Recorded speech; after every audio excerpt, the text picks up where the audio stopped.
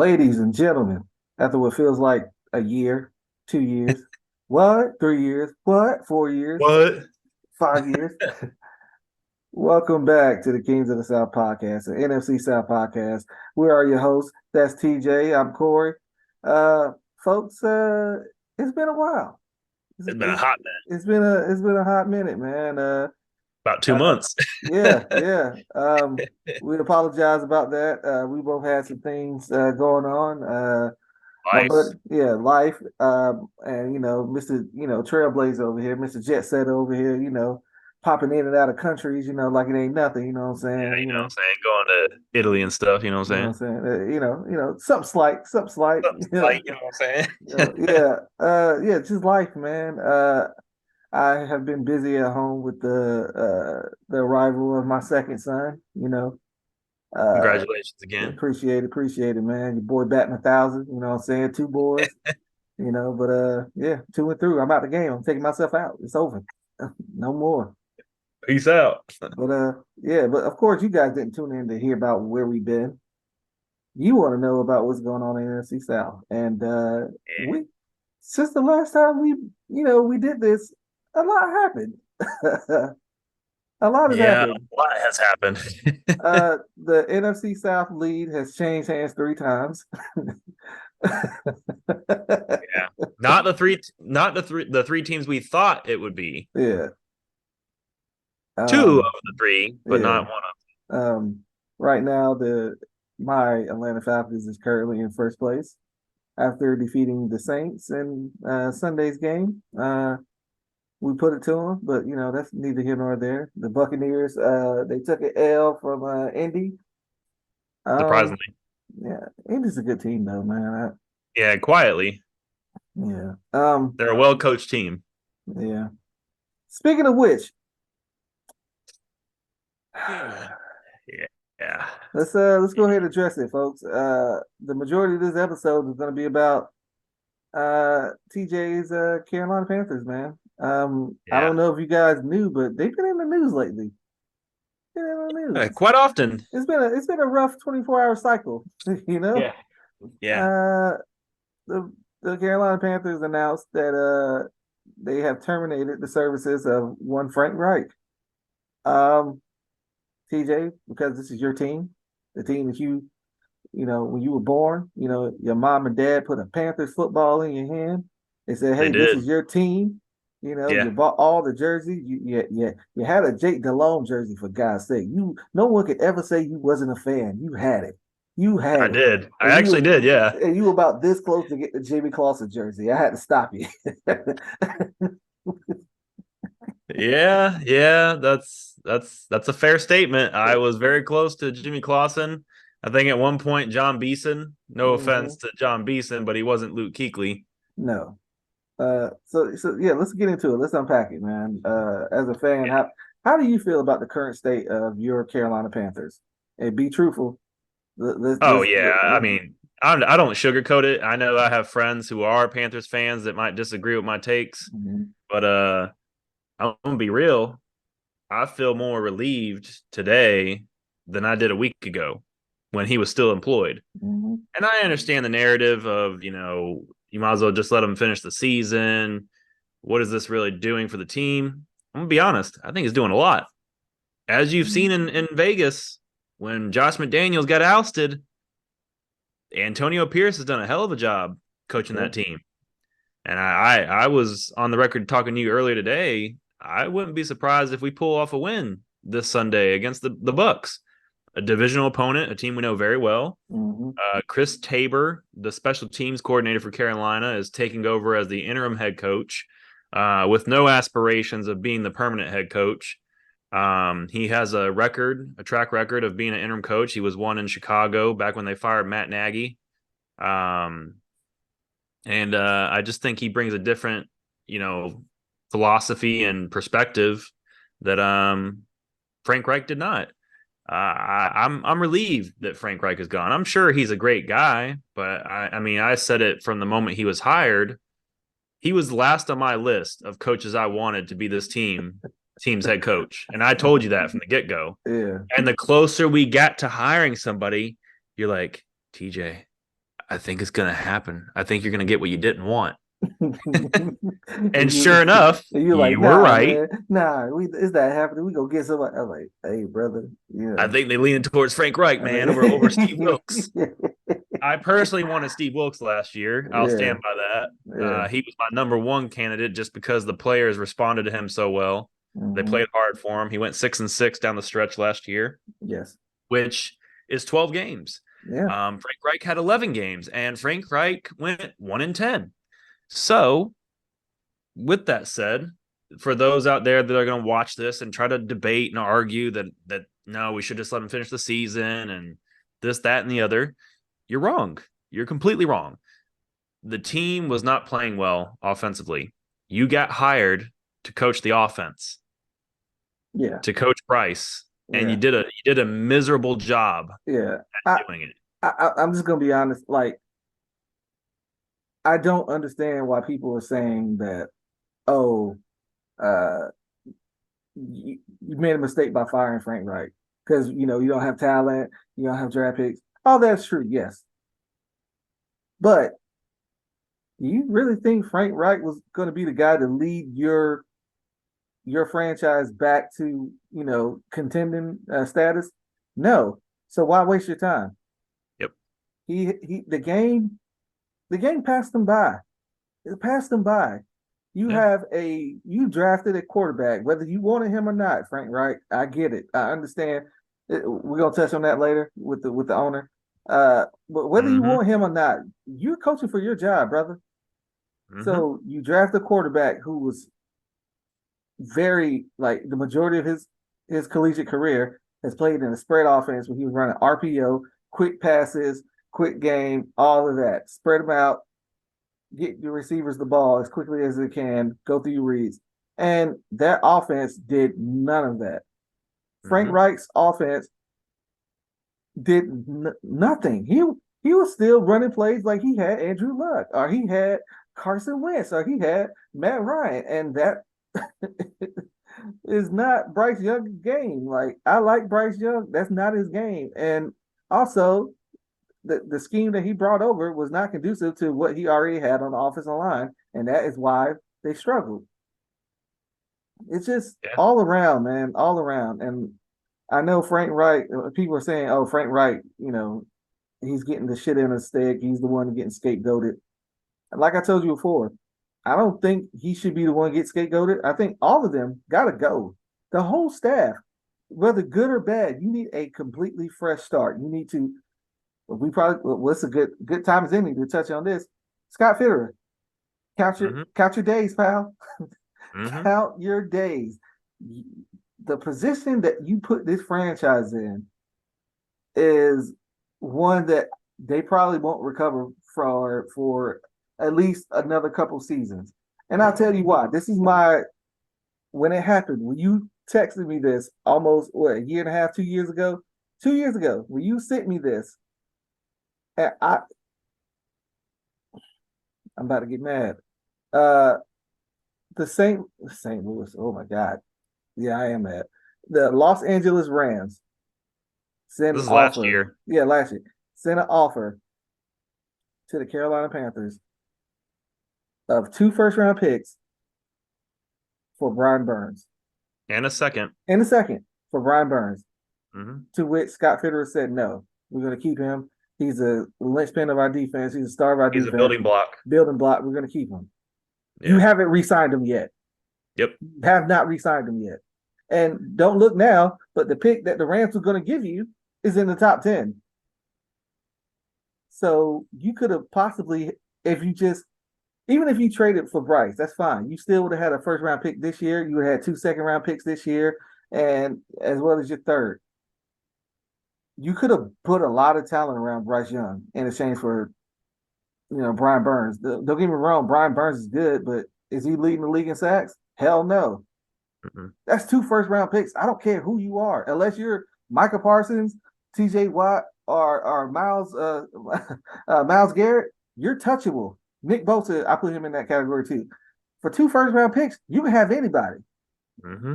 So I feel like he put you guys behind the 8 ball. He did you a disservice. He traded Christian McCaffrey. He traded arguably, and probably one of the worst trades. You gave up DJ Moore, man. Yeah. You want to tell me that Bryce Young wouldn't love to have DJ Moore in that offense right now? Especially DJ Moore is on pace to have a career-setting season. He's already over 1,000 yards receiving. Yes. I, I mean, it's just stuff like that, and whether or not Tepper is the one in his ear calling the shots, that remains to be seen. Even so, what can we do? What can anyone do? But if it's, I, I don't even think Tepper did that. I think Tepper has control of the draft. I think Tepper says, okay, this is who I want you to draft. I don't believe he or is orchestrating any in-season trades because David Tepper is a businessman. He knows Yeah. those 2 first-round picks is as good as it's going to get. He would have took that deal, and for that reason alone, Scott Fitterer got to go. In my eyes, regardless of whatever he put on the field this year, the fact that he turned that deal down last year, and Brian Burns is still unsigned. What It's the a hell are we? detriment. What the hell are you doing? Mm-hmm. And my thing is too, and I've said this to you in private. I mean, it wasn't just the Brian Burns trade that you didn't do. Mm-hmm. It's the trade that you did do of Christian McCaffrey. Looking back on it, I said in the moment, I'm like, yeah, we should do that. We need the draft capital, this, that, and the other. We need to go get a quarterback. But now that I've had a year to digest everything of what we've been through in the last 10 months, 12 months as an organization, Mm-hmm. I wish we would have kept McCaffrey just because of the standpoint that we have no playmakers. I felt like after we drafted Bryce, I was excited, but seeing what Frank Reich and Scott Fitterer put on the field this season with that roster and that offense specifically, I think we did a disservice to not just the players and Bryce, but also to the fan base. Like the fan base, I can say for myself, I am one of the most passionate Carolina fans you'll ever meet. And I know there's plenty of other people out there that are like me that probably go People to the bought they games, bought season tickets, man. season tickets. People They go spent to the their games hard-earned every money Sunday. to see this shit. To see this Mm-hmm. shit, you are struggling to score 13 points. Yeah. It's a struggle. That is wild, man. Like you drafted a quarterback #1 overall who you didn't have a plan for, and you Mm-hmm. lied about having a plan for. Yeah. There, To me, I just look at the grander scheme of things, and it really makes you wish that we would have just stood pat with signing Andy Dalton and rolling with Matt Corral, for the season. And yeah, we might not have the franchise quarterback, but we would have a good roster. I guarantee you that. We'd still you have McCaffrey. you We'd would have still had have the number DJ one pick. Moore. You would have We would had have the had the number number one one pick. pick, potentially, maybe not. I mean, if we had DJ Moore and Christian McCaffrey, I think that's an extra 3 or 4 wins. Mm-hmm. Well, I hell, you mean, would at least had the ammo to move up in the draft. yes, Sort of like my especially Falcons. We got the ammo to move up. right. And this is my thing. And this is why I say you should have kept McCaffrey. In this league, yes, defense is great and all, but offense keeps you in games and offense wins you uh, championships.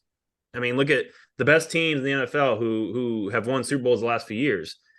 The Bucks when they won with Tom Brady, great offense, weapons everywhere. Kansas City, and even last year, Kansas City won again. They know how to produce points when you need to. We're averaging under 13 points a game. We're averaging around like 11 points a game. It's That's it's like that's it's insane. god awful. That's insane, bro. The winless Lions put up more points than y'all. Yeah, and it really just speaks volumes to Scott Fitter, and I can understand people's argument that well, when Matt Rule was there, he was more so the GM than Scott was. Yes, okay, fine, but when he traded McCaffrey last year, Matt Rule wasn't there. Mm-hmm. That was a Scott move. And also, what the hell does those draft picks turn into, TJ? If you can help us out, Who did you select with those draft picks? One of them was used in a combination of picks to move up in the third round to get DJ Johnson out of Oregon, who has done nothing this year and probably won't do anything. That was such a bad pick, bro. That was such a bad pick. Um, it it's the fact that the trade that he didn't do and versus the trades that he did do that I feel like are a detriment. They also picked up the 5th-year option on Sam Darnold. I don't put that on Matt Rule. Matt Rule Yep. does. Matt Rule. One thing Matt Rule didn't have control over was contracts. Yep. Matt Rule had a list of guys that he wanted.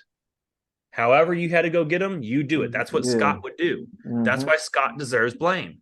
We traded a second-round pick for Sam Darnold. And it was more than one pick. Oh, yeah. But that was the big part of it. Yeah. And then you pick up the 5th-year option and pay him a year later. Pay him $18 million. Or I'm sorry, a few weeks later, actually. Yeah. They did it before like week 8 of that season. They had already picked up the 5th-year option.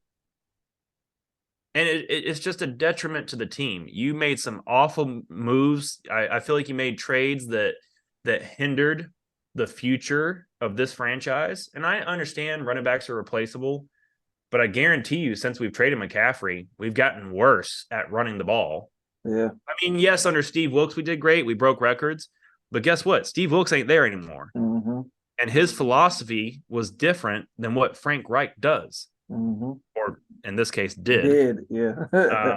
Also, let's touch on Fitter's drafting, man. Like, yeah, I was going to touch on that. Like, I mean, besides what Icky and Bryce and that's it. J.C. Horn. Yeah, that's it. Yeah, that's it. I mean, Derek Brown. Yeah, because the thing is, Matt Rule was there. Was that Fitter's pick? Derek Brown. Well, that's the thing. That's the part we don't know. We don't know how much influence Matt Rule had over the whole draft as a whole. I'm assuming some of the guys were Scott picks, some were Matt Rule picks. I don't really know. But all I know is Scott was there, at least for the J.C. Horn, where we passed on Micah Parsons. But you also passed on Patrick Surtain, who was the better corner by a lot of people. So if you're going to take a corner, you should have took the one that most executives and most teams evaluated higher than the one you took. And no offense to J.C. Horn, but he can't stay healthy. Yeah, the best ability is availability, man. That's and he had injury issues when he was in college too. Yep. So and specifically Matt Corral's another one. We traded up for Matt Corral, and then you cut him a year later. Yeah.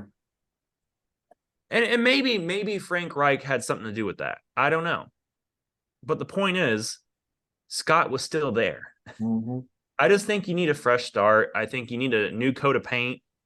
I think if you're gonna fire Frank Reich, which you've already done, I think after the season's over, you fire Scott Fitterer and you bring in someone new. And it's not because maybe you can say that Scott didn't do all these decisions and he doesn't deserve all the blame. But at the end of the day, I just think the organization is in a very awful situation right now, and they need a fresh face to give the fans hope. Yeah. Because if I'm David Tepper, right now your season tickets for next season are not looking very good. Over. It's over with. It is over with. No first round pick. Honest.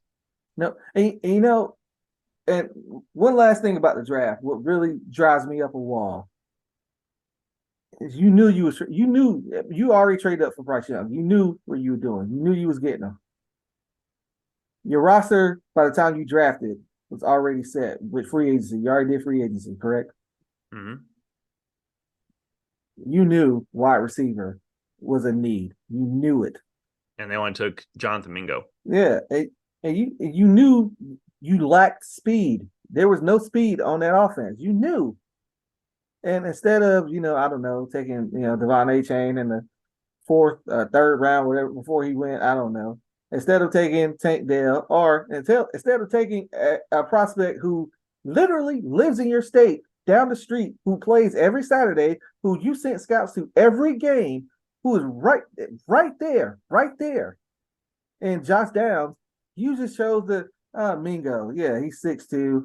You know, he went to Ole Miss. He reminds me of DK Metcalf. He can do something like that. When the whole time when I hate to say it, when Jonathan Mingo was in Ole Miss, he was what?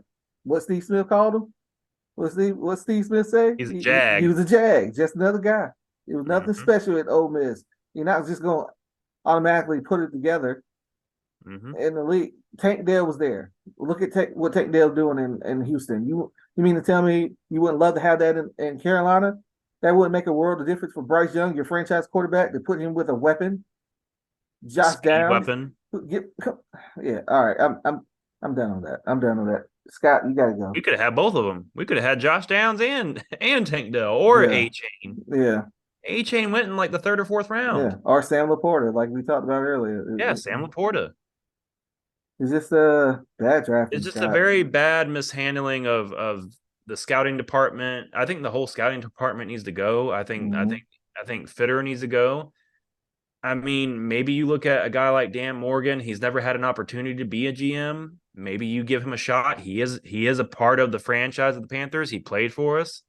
Maybe that's a fresh face that people know in the city that maybe he can give us hope. He's never had a chance to be a GM. Um, Mm-hmm. Whoever you decide to be the GM needs to be the one who decides who the head coach is. Now, yes, Absolutely. David Tepper, of course, you're the one who writes the checks. You should have input in who your coach is. I completely agree with that because I'm not going to pretend like I wouldn't be the same way if I was $1 billion owner of a franchise and you're going to tell me I can't have input on who I hire as a coach. I'm paying them. So, Yeah. yes, of course. But at the end of the day, whoever you bring in needs to be compatible with the GM that you have in place first. Get the GM position right, then go get your head coach. Mm-hmm. Because I don't know if you know this, but I mean, we can't even hire anybody until after January 22nd. Oh yeah. We can't even interview Interview anybody. nobody. Yeah, till the second round of the playoffs. Yeah. January 22nd. Today is November 28th when we're recording this. This video will probably post in a day or two. Yeah. I mean, at the end of the day, man, let's be honest. You got to get this right because Bryce Young's future depends on it. And I'm gonna touch on that. I don't want to be grim, folks, but I just gotta be honest. The Bryce Young situation is reminding me of Justin Fields, man. Like all Mm-hmm. the talent in the world and just a shit organization putting stuff around, not putting enough around him. And I feel like this offseason is, like you said, this is going to make or break Bryce Young's career. I know that may sound like, oh, you guys are being, you being, too much. No, we're being dead serious because if you bring in someone who is wrong, it's going to take them 3 years to get fired. A GM, it's going to take them 3 years to get fired. Maybe not the head coach because hey, Tepper don't play that. You know what I'm Yeah. saying? Like, But to be but fair, though, so let's clarify something real quick. Matt Rule coached us for 2.5 years. I keep on hearing these media mhm, outlets say, oh, that's back to back years. He fired coaches after 1 year. mhm. No, Matt Rule got 2.5 years. Oh yeah, We hired him in 2020, the season of the pandemic, where the first season of yeah, pandemic era. He was our head coach because we had Teddy Bridgewater. yeah. Ooh, Yeah. mm, So let's clarify that first off. This is the first coach he's fired after 1 year of coaching the team. Ron Rivera doesn't count. Yes, that was Ron Rivera's. Ron Rivera was inherited for Tepper, but I don't count that because Rivera was already there for years. yeah. And I mean, the writing was on the wall after Cam injured his shoulder that year and all that. Mm. Um, but yeah, I mean, go ahead and talk about the draft. No, I just no, wanted to clarify that no, because I keep on no, hearing media yeah, outlets try no, to yeah, smear David Tepper's name, and I'm not saying David Tepper's a saint. He's part of the problem, and we'll yeah, get to that too. yeah. But at the end of the day, let's not pretend like he's the only problem. And another thing too, for all these diehard Carolina fans out here, you have an owner who wants to win. And everybody I hear on these podcasts talks about that consistently. That's the one thing you cannot criticize David Tepper for. He wants to win. It's not about the money for him. He wants to bring a winning team, winning organization to Charlotte. And that takes time. And he's making mistakes along the way, but I think he's going to learn from them. I hope he's going to learn from them. Yeah. And that's the point I was going to get at. Tepper, man. I get it. This is your team. I get it. You run it how you see fit. I get it. But you need to at least get you one or two football guys that you trust wholeheartedly. They don't have to be the GM. They don't have to be the coach.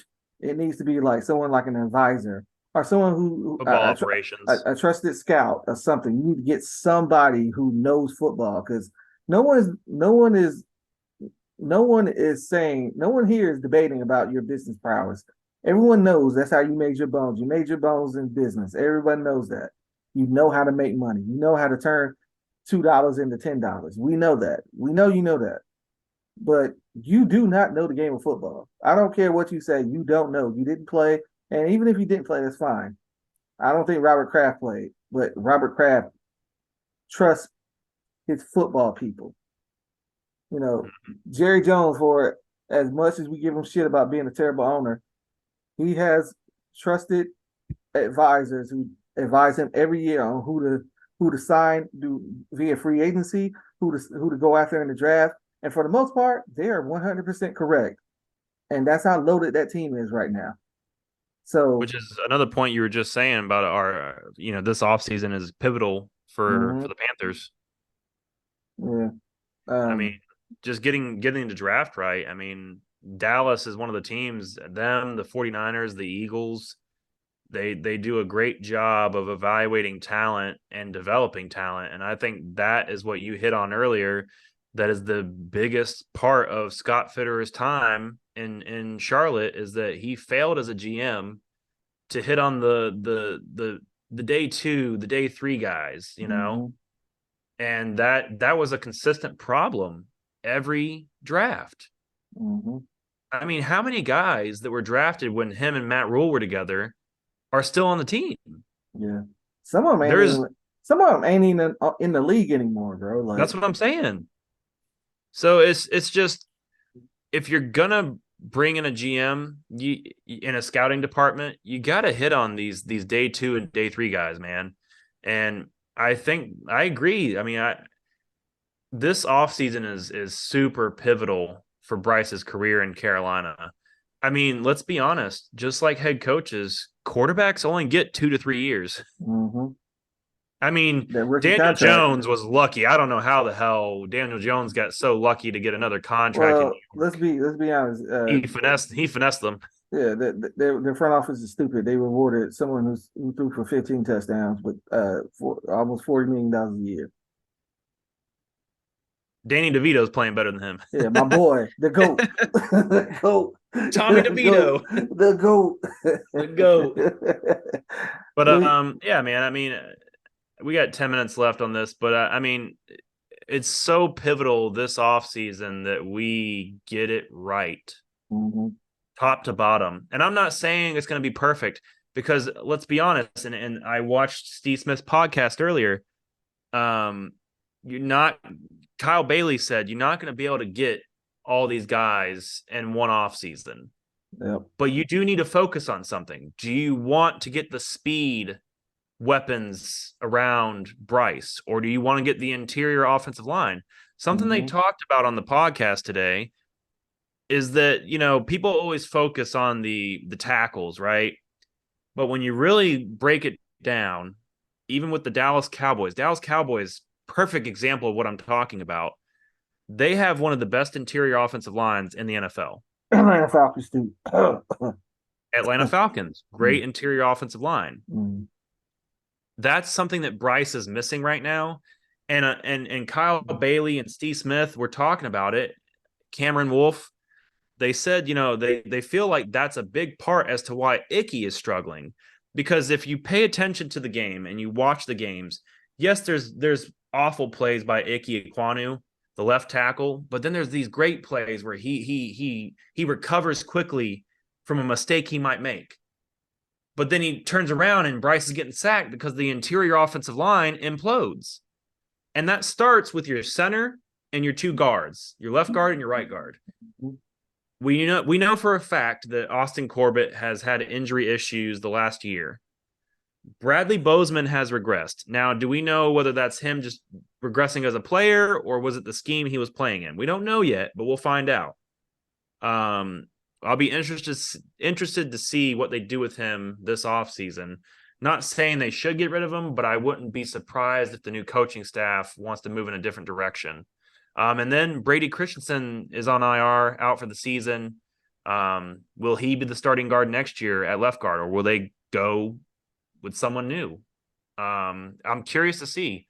But it is a question, and I'll ask you. I mean, what do you think as a non-Panthers fan from the outside looking in? Would you address the interior of the offensive line to protect Bryce, or would you address the speed at receiver? Well, I think the biggest need is receiver. Um, I don't know it like it seems like every game on Twitter or X or whatever you want to call it, there is a screenshot of the Panthers receivers running routes, and none of them are open. Absolutely none of them. Yeah, Like no matter they can get a 10, they can have a 10-yard head start. Like the corners play 10 yards off and they run a hitch. And by the time they plant that foot to turn around to catch the ball, it's a corner already there. There's no separation in this unit. So I yeah, feel like it depends on who actually hits the free agent market.